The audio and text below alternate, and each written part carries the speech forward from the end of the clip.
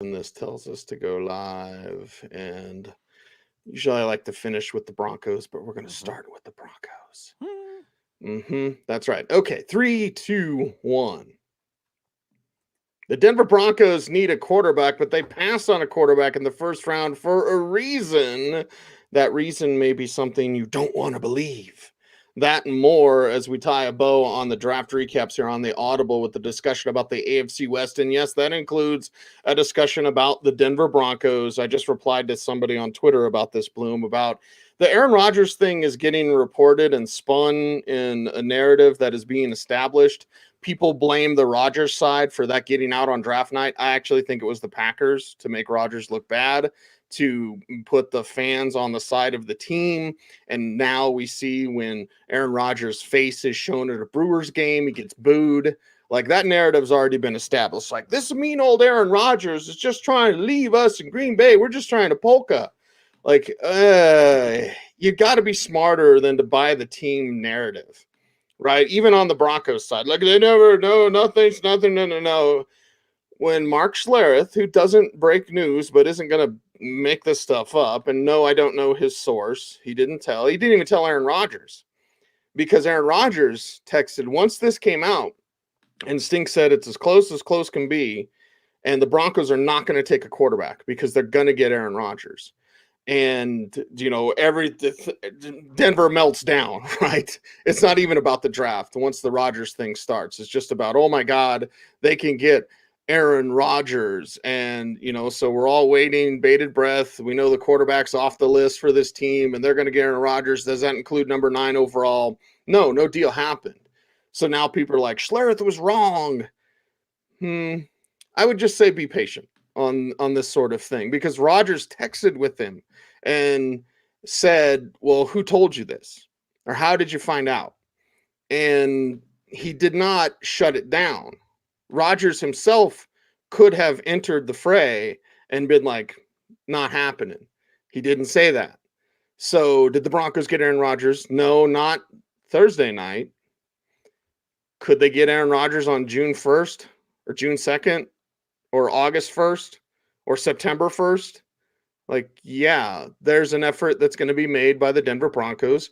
And does that mean that they're swapping their first round corners? Notice that, Bloom.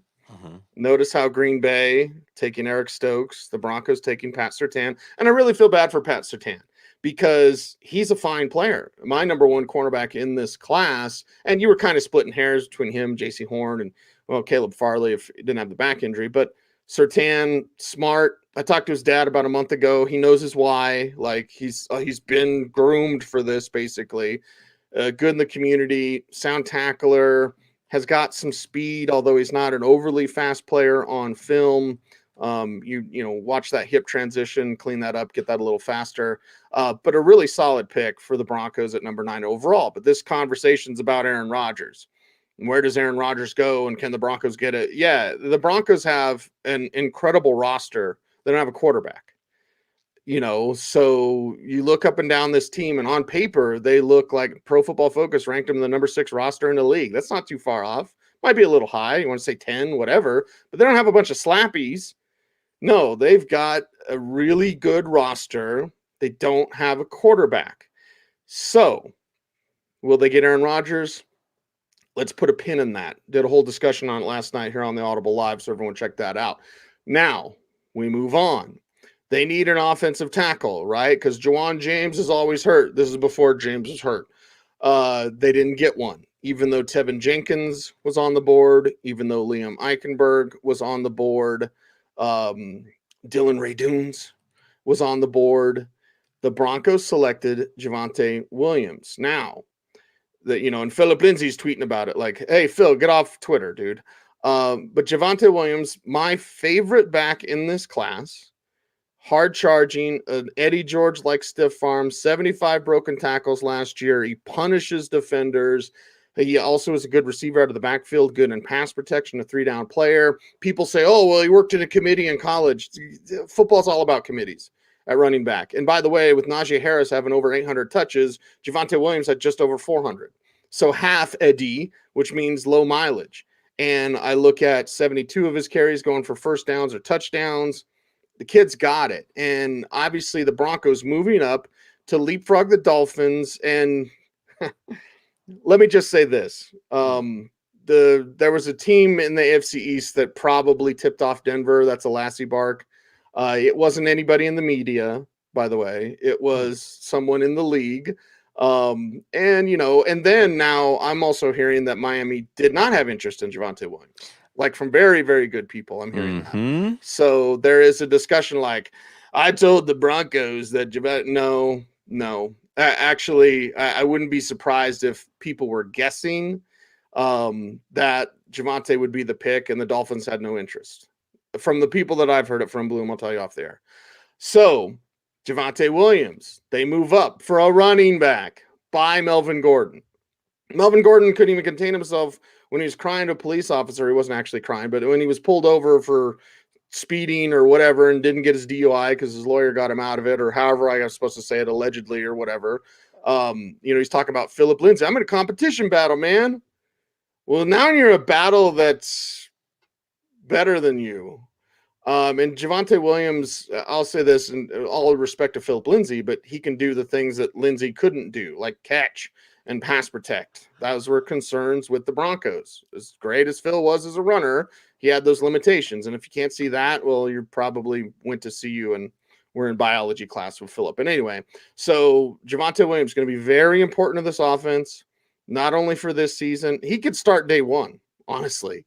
Now they're paying Melvin Gordon a bunch of money. They'll probably committee it up. And then, oh man, Gordon he's got that little stub toe thing. Like, hey, Javonte, he's the guy. Let him be the guy. So that was their second round pick. You move on. Quinn Miners is up next for this team. Wisconsin Whitewater. Obviously, Division III player, reminds me of Ali Marpet. Saw him down at the Senior Bowl. Very mean, very tough. He taught himself center snapping to a garbage can, working out in Canada on an island. So you love him, love the gut, right? Baron Browning could have been a second-round pick. End of the third round to get that guy, could start an inside linebacker for you right now. And please, for the love of God, don't cross crafts, because they're talking about, we'll see if they're going to Justin Hollins him, dude. Like, where they're just like, I don't know, is he outside or inside? No, put him in inside.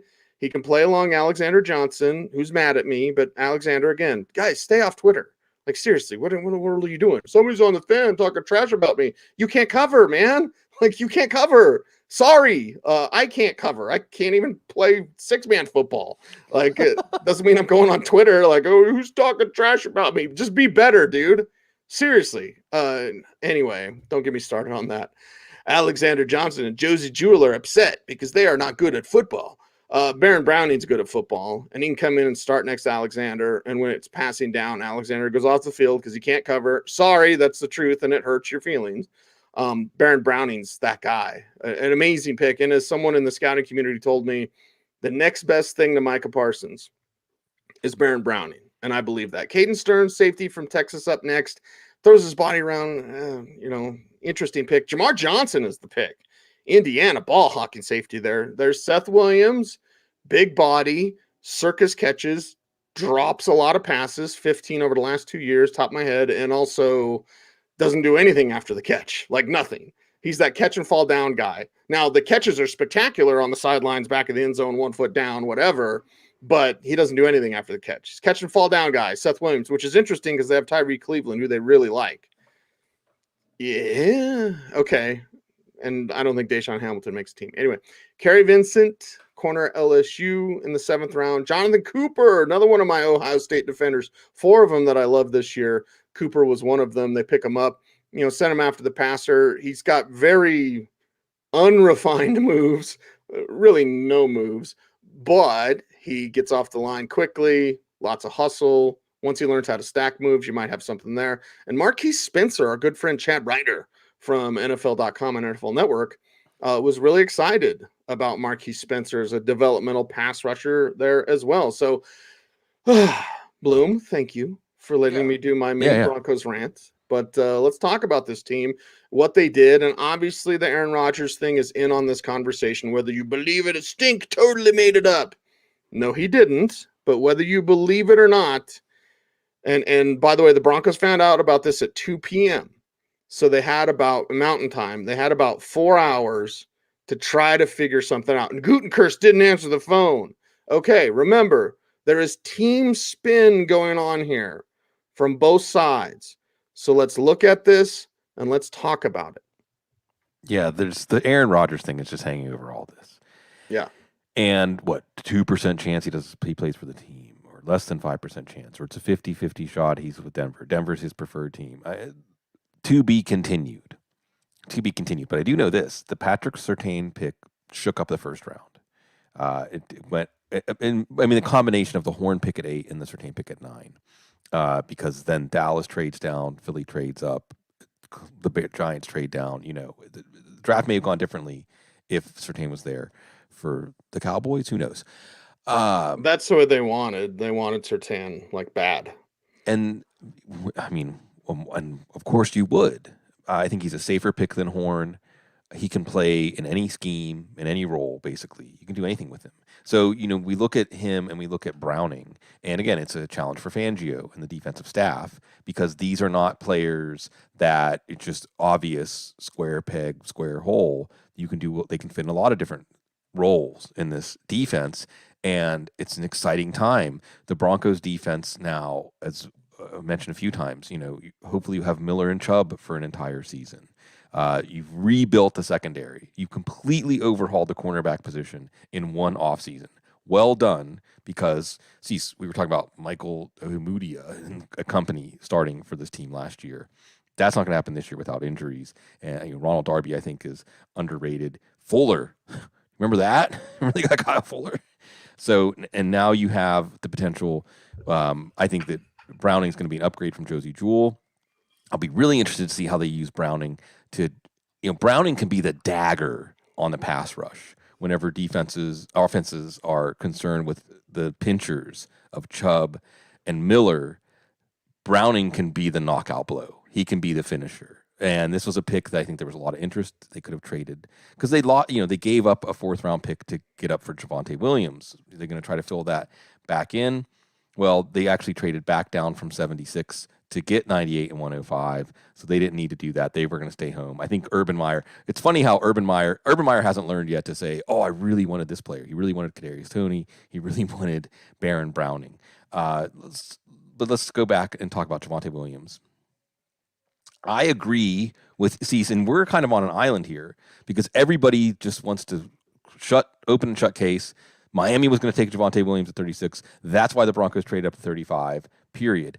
I think the Dolphins have actually adopted, and I'd be interested to see if the Jets have adopted this too, the running back doesn't matter attitude. The running back doesn't matter strategy. Like, we're not going to spend high picks on running backs. We're not going to sign running backs. Now, would they have signed Aaron Jones? I don't know. But Cameron Wolfe, who does great work covering the Dolphins, said that after hearing how Brian Flores talked about Javon Holland, he's not sure they would have taken Javonte Williams. So I think there's a breadcrumb trail here that Javonte Williams wasn't going to be the pick for Miami. And if Miami really felt urgency, they could have figured out a way to make sure they got Javonte Williams. Javonte Williams adds value after contact. I mean, that's his special sauce, right? I mean, he's not a physical marvel. It isn't like he has the best initial bursts we've seen. He's not a tremendous pass catcher. I don't know if he's truly a 3-down back. I think Matt Waldman compared him to Mark Ingram. That's fair. Now, as far as fantasy impact, how much of Mark Ingram's fantasy impact was lessened by being in a committee in New Orleans, but how much was it actually magnified because New Orleans was such a good offense? Well, you bring in Aaron Rodgers, now you have a good offense. Look, go get him. I'm okay with taking Javonte Williams ahead of Travis Etienne. If you need a running back and you take him ahead of, say, Waddle and Devontae Smith, I don't think that's malpractice. I probably would take the wide receivers because it could not be telegraphed more clearly that this is going to be their guy running back. And like you said, maybe some point this year. Melvin Gordon, the door is closing on you and opening for him. Miners, and I think this is fine. Getting Miners at 98 is fine. Steelers fans, I know there were a couple of picks that came and went, and Miners was not the pick, but they got Green, who's going to be fine. It's always a Steelers show. But Miners is a guy. It's like you're describing a scene out of Rocky. Cease, snapping the ball to the garbage can. Right. You love it though, and this is a guy who it's just that question for all these opt out players who didn't get to play last year. What do they do to keep themselves ready for football? It sounds like he was doing it. Caden Stearns, a lot of potential. We'll see if it can translate. Jamar Johnson, more of a coverage player. Doesn't necessarily have that. You're coming into my territory. I'm the sheriff, and I'm going to remind you. But he can definitely stick to players and definitely be an important player on nickel downs. 191 they traded for Teddy. Remember that? Seth Williams.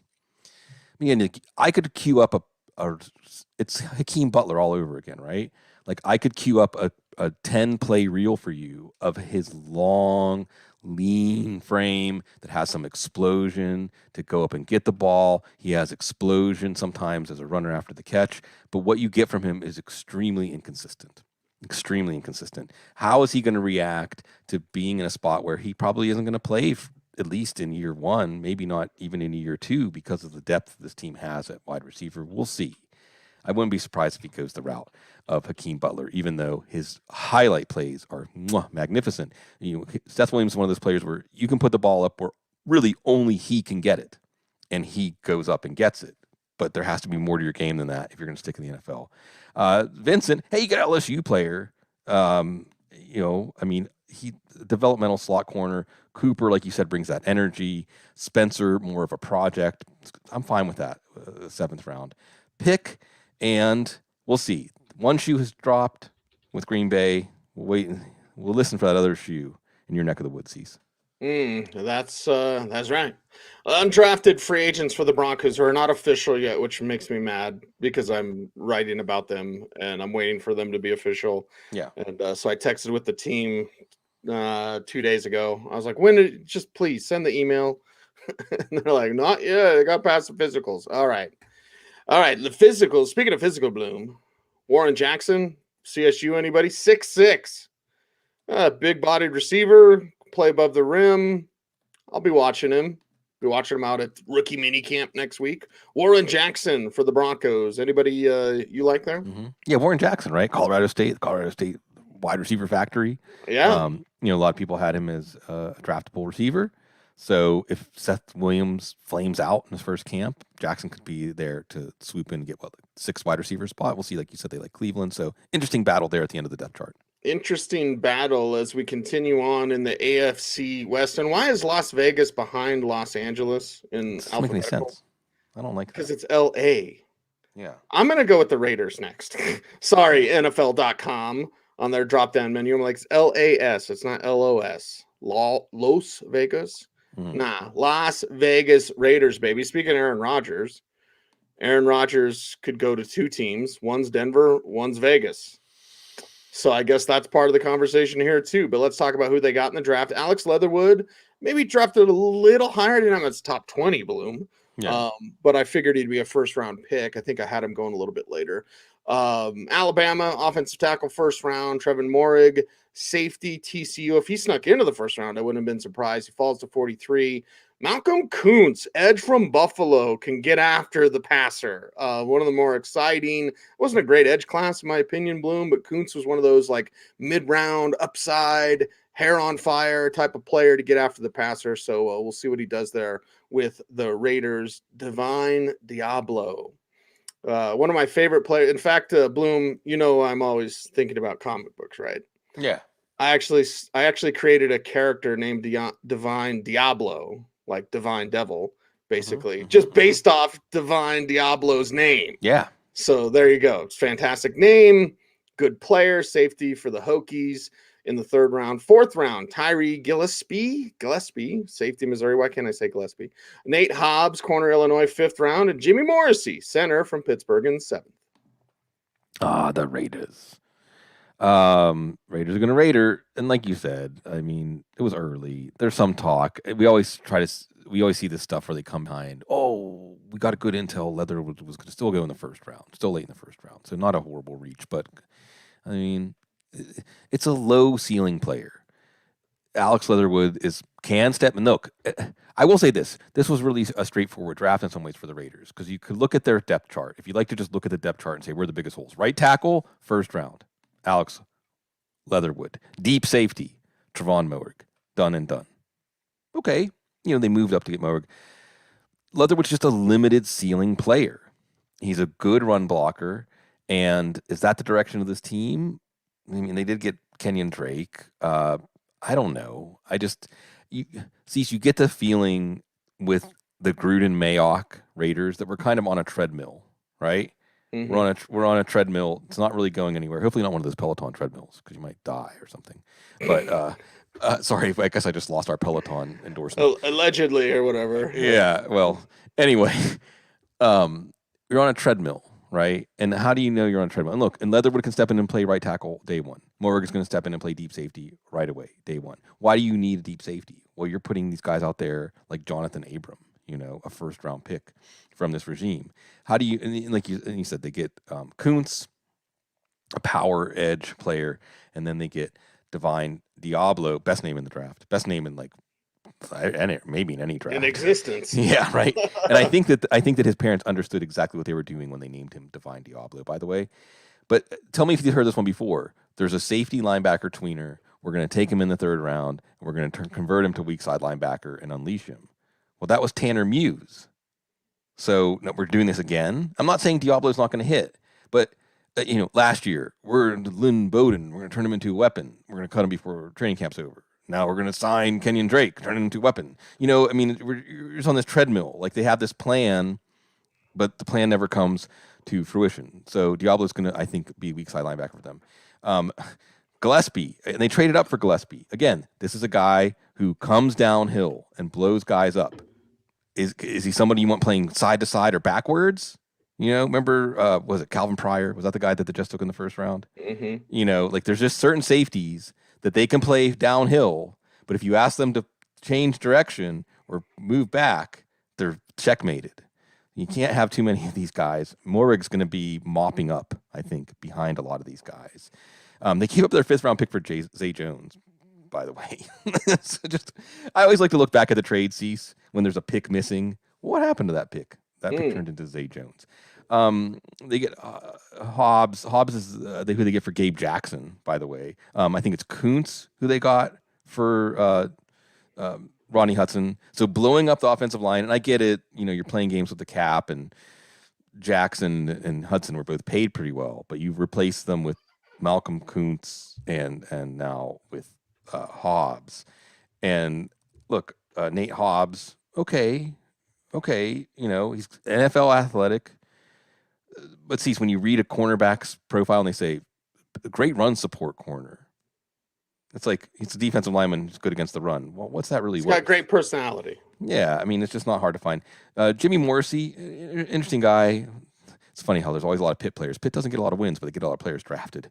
I'm going back to my childhood here, watching like John Congemi and Ironhead Hayward.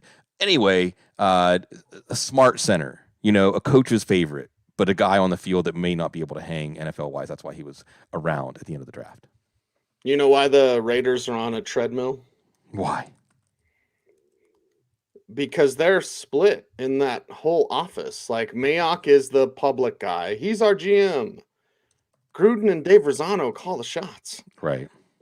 So you have this not necessarily warring faction. Plus, there's conversation like, did they want to get rid of all of Reggie's guys? Mm-hmm. Reggie McKenzie, man. So, whatever. It's the Raiders. Undrafted wise, not really anybody. I mean, Darius Stills maybe popping off for me. Dylan Stoner, speaking of great names, Oklahoma State. Nah, not much undrafted for the Raiders, Bloom. What do you think? Not much. Stoner played a larger role. They gave him a decent, 6-figure guarantee. He can go up and win in the air. Matt Bushman, a little older prospect from BYU, a good receiving tight end, coming back from an injury. They gave him a decent amount of money too. And then Trey Regis. We get to talk about Elijah Mitchell, previous show, Louisiana Lafayette, Raging Cajuns, running back. You like Jordan Howard? Trey Regis can do a reasonable impression of Jordan Howard. And why do I think the Raiders would like Jordan Howard? Right. Let's move on from that. I'm doing this totally out of order, but I don't care. Los Angeles Chargers get Rashawn Slater, best tackle in this draft. Penny Sewell might have something to say about that, but you get someone at 13. Rashawn Slater, absolute crime that this player would be available at that pick. Justin Herbert, you've got great protection there with Slater in the fold. Asante Samuel Jr., good pick, cornerback of Florida State in the second round. Josh Palmer, wide receiver, Tennessee, their third round pick. Trey McKitty, tight end, Georgia, third rounder. Chris Rumpf, edge from Duke. Brendan James, offensive tackle, Nebraska. Nick Neiman, linebacker, Iowa. Larry Roundtree, Missouri, running back, sixth-round pick. Speaking of hard chargers, there's a couple of those guys. Funk, Mitchell, like, I'm going to run really hard in this direction. That's Roundtree's game, in my opinion. He's a little bursty. Mark Webb, safety, Georgia. Fell a little bit, but he's a seventh-round pick. Let's discuss these Los Angeles Chargers. Well, you got to love the Chargers letting the draft come to them because they could have traded up to 10. It was there. The Cowboys traded down from 10 to 12. They could have moved up for Slater. They probably could have made a good enough offer to move up to 7 for Sewell. And instead, they let the draft come to them, and they get Slater. And everything broke exactly right for them, right? Would Slater have still been there if the picks in front of them hadn't gone the way they had? I don't know. Tremendous pick. And sees how many years have we been lamenting the Chargers' offensive line? It's perennial, like in the preseason watch list. Whoa, if this team had an offensive line. Phillip Rivers was masking that for a while. But now you look, they've got Corey Linsley and they've got Brian Balaga. They now have a legit left tackle in Slater. And just like we talked about with the Detroit offensive line or the San Francisco offensive line, we'll figure out guard. And I mean, I'm not trying to gloss over who they have at guard. My point is, now you have given Justin Herbert the infrastructure to start to really blossom as a passer and as a quarterback and as somebody who can unlock all the value of this offense. That's exciting. Asante Samuel, and give me someone like Asante Samuel every single day. I want a team of Asante Samuels. I want a team of guys that you watch play and you have no qualms. You say, that guy can play. That's how you play that position. But he's small. I don't care. You know who's going to help Asante Samuel unlock everything that a player can become an elite player, even though they don't measure up to thresholds? Chris Harris.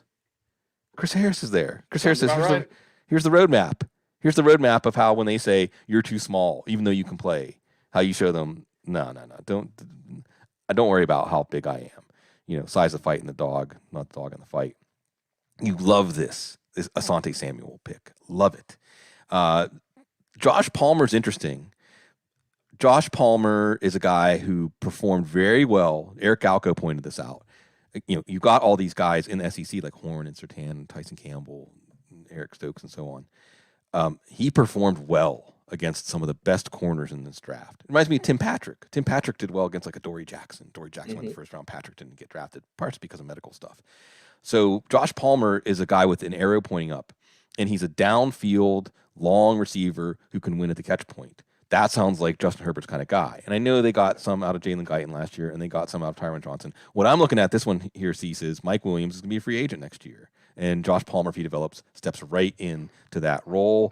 Trey McKitty, this is that tight end you take saying we can get a lot more out of him than they got out of him in college. He can be a two-way tight end. He's athletic. He's got some pass-catching talent. So I'd still like Donald Parham. They got Jared Cook here, just keeping the spot warm for this year. But McKitty is going to be an interesting developmental guy, again, because he's attached to Justin Herbert.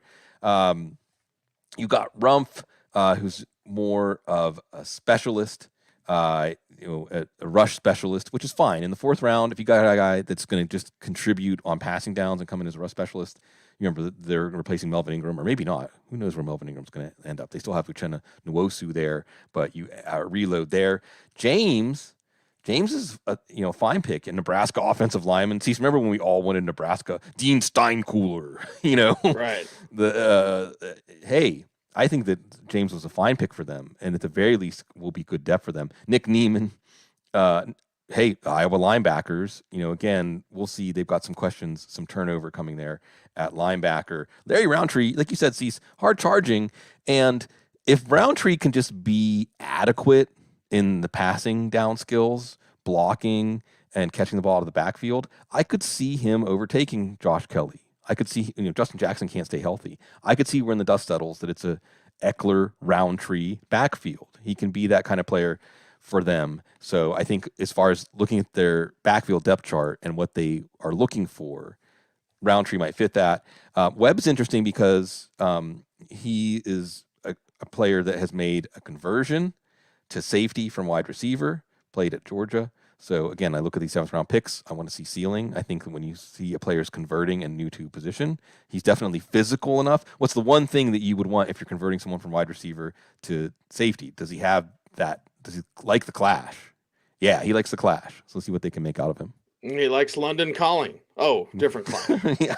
Anyway, we almost are done, but first we got to talk undrafted guys. Elijah Stove, maybe, for the Chargers, undrafted free agents of this list. Yeah, Stove's probably it for me. Bloom, what do you think? Yeah, we still have to talk Kansas City, by the way. I know. Hunter Kampmoyer, another conversion. Tight end, defensive end to tight end. Probably more of a blocking tight end, but I'll mention Hunter Kampmoyer. By the way, Magnificent Seven, best Clash song. The Magnificent Seven. Go check it out. Okay. All right, Sandy. I've got to do a live read. So everyone, check out footballguys.com on our early bird discount. You love the Audible. You want to support the show. First off, we love and appreciate you guys. Thank you very much for making us one of the most downloaded fantasy football podcasts out there. Thank you for helping to grow our YouTube channel. But if you really want to support the show, you go to footballguys.com. You check out our early bird discount. Just go there. Look for the big orange box. Join now. Footballguys.com. We are there for you. Early bird discount is a great deal. We'd love for you to sign up. Join us and join the Football Guys army. I don't know. Anyway, check us out. Footballguys.com. Kansas City, Bloom. And nobody, I'm checking out everybody except for one place, us. Like we have it correct in terms of alphabetical order. Like so many sites are like Las Vegas, then Kansas City. No, Kansas City should have been after Denver. But anyway, my OCD notwithstanding, Kansas City with no first round pick. Obviously, they make that move. But you get a second rounder, Nick Bolton, linebacker, Missouri, a second rounder, and Creed Humphrey, center of Oklahoma. It's funny how Aaron Rodgers complains about needing something and the Packers don't get him anything. Pat Mahomes says, ouch, and the Chiefs revamp their entire offensive line. 4th round, Joshua Kando, defensive end, Florida State. Noah Gray, tight end, Duke, one of the Y tight ends that were at the Senior Bowl. So insert standard Y tight end talk from the Senior Bowl here with Noah Gray. Good player, solid player. Cornell Powell, wide receiver, Clemson in the 5th round, and Trey Smith, to wrap it up, guard from Tennessee. Cease, language is interesting, right? Like sometimes language, especially if you study etymology and the origins of words, sometimes language really reveals the inner nature of something. When we come to place names, especially, or the names of people, right? But in Las Vegas and Los Angeles, which one is the bigger joke? That Las Vegas is a city that means the fertile plains, because we know that's what Las Vegas is known for, or that Los Angeles is the city of angels. So, Right. I don't know. But I know that Kansas City is a city that is in Kansas and Missouri. See, even there, because we're actually talking about Kansas City, Missouri. And you have to like what this team did. So I think the process was Kansas City looked at the number 31 pick and they said, can we get a long-term left tackle there? And kind of like the Colts saying no to Christian Darrisaw. And I'm not saying Darrisaw would have been there at 31, but the idea is they looked at the players. They said, if we sit at 31, are we likely to get somebody? And you can talk about Liam Eichenberg or whoever. But they said, nope, let's go get Orlando Brown. And that's part of their draft. That's part of grading their draft. Okay. You talk about a team completely overhauling. The Bills did this a few years ago. Look where they're at now. The Chiefs completely overhauled their offensive line. And when I say completely overhauled, I mean, we may not see one name in common from last year. So that's a coaching challenge. But when you have players like Joe Thuney, he's pretty good, right? Orlando Brown, he's pretty good. Who's going to play center? Creed Humphrey. He's pretty good. He's pretty good. So day one starter at center. They got Austin Blythe too, by the way, who has been a longtime starter for the Rams. They got for almost nothing. So I like this. I like where this is going for Patrick Mahomes. This isn't a multi-step rebuilding process. We're going to do this all in one offseason, and we're committed. They also, before they got Humphrey, just, if Humphrey would have been the pick over Freiermuth, I'd be okay with that as a Steelers fan, always Steelers show. But let's watch what Kendrick Green does, of course. And they get Nick Bolton, kind of a local kid from Missouri. Now you look at Willie Gay, their second-round pick last year, and Nick Bolton. These are their two guys that they hope to be every down linebackers. And Bolton is that Tasmanian devil against the run. So in IDP leagues, we really like that. Again, third-round pick, fourth-round pick, part of the Orlando Brown trade. So we can't ding. If you're going to grade their draft, grade it on what you project Orlando Brown to do for this offense, not just the players they got, but another player they got, Kando. Length. So, see, this is another thing, right? And it depends on your coaching style, like who you have coaching them up. Do you have Rod Marinelli coaching them up? Who's the guy? But if you feel like length is important for edge rushing, then Kando gives you a lot to work with there. They make a little move up for Noah Gray, who is a player that maybe, Travis Kelce's not going to be around forever. And Noah Gray, I think, is a player that maybe by year 3, year 4, you maybe mixing in some more 2 tight end looks. I think they like him. Cornell Powell, I really like this pick. And Cornell Powell, stop me if you heard this one before, Cease. Clemson has so many good receivers that some of their NFL quality guys barely play, right? Mm-hmm. How long have we been talking about this? So now it's Cornell Powell. Cornell Powell tested like an NFL quality receiver, and in his senior year, he played like an NFL quality receiver, kind of a bully, not somebody who's going to stand out and be, an all-pro, but you like the way he plays after the catch. You like the way he plays at the catch point, and he's a player whose arrow is still pointing up. And you look at this depth chart, and you've got, Demarcus Robinson 1 year, Mecole Hardman, this is kind of a make-or-break year for him. Byron Pringle, who I like, is on a 1-year RFA tender. Cornell Powell, if he can prove himself, can rise up this depth chart pretty quickly. And then Trey Smith. Of course, we're going to end on a player that fits under. Somebody should make a list of all these players as I've mentioned this. Where would Trey Smith have been a year ago? Or where would Trey Smith even have been going into this draft? Because it's a medical issue. Trey Smith maybe didn't play his best football in 2020, but he's also a player that can just blow up the player in front of him. And you got him in this, 6th round? 6th round, I think a lot of people would look at him as a 3rd-round pick coming into this draft. They get him in the 6th round. So you're saying, what about the other guard position developing? If Trey Smith hits, you get Smith, Humphrey, and Orlando Brown in one draft? Yeah. You got a plan. You made that plan happen. Make it happen with Malik Herring, who you go, what if he didn't tear his knee up at the Senior Bowl? What would he be? He's already got moves, which is rare, Bloom. Usually it's like a Jonathan Cooper, right? Where you're like, well, he doesn't have any moves, but he likes to get after the quarterback. Herring's got burst. I think he could use a little better timing with some of his moves. Yeah. But that get him healthy. It's probably redshirt this year. But Malik Herring is an undrafted free agent the Chiefs got that I like. Bloom, how about you? Yeah, the developmental pass rushers, right? Like Passanio and Breeland Speaks. You like getting that guy as an undrafted free agent instead of spending an early round pick on him. Shane Buechele. Shane Buechele at one point was in the mix at UT as a starting quarterback. And the other thing, he ended up at SMU. Again, they gave him a pretty good bonus, like I think $150,000 range or guaranteed money. But if you can take an undrafted player and turn him into an NFL backup quarterback, you've done something very well for your organization. So I applaud at least the plan. Again, we'll see if it comes through. All right, we'll see what's going on here with the NFL draft. Sorry, got a lot of stuff going on today. He's Sigmund Bloom. I'm Cecil Lammey, and I need a vacation. So let's wrap up this Bo draft recap. Thank you all very much for watching. Thank you for listening to us here. And, of course, checking out the Audible where you get to all of your podcasts. Do all those YouTube things, like, comment, share, subscribe, and hit the notification bell so that you never miss a vid. And if you commented in the chat room, if you could, please comment down below as well. Helps us grow the channel. And so thank you very much. We did it. All right. Yeah. He's Sigmund Bloom. I'm Cecil Lammey. Stay tuned and stay frosty.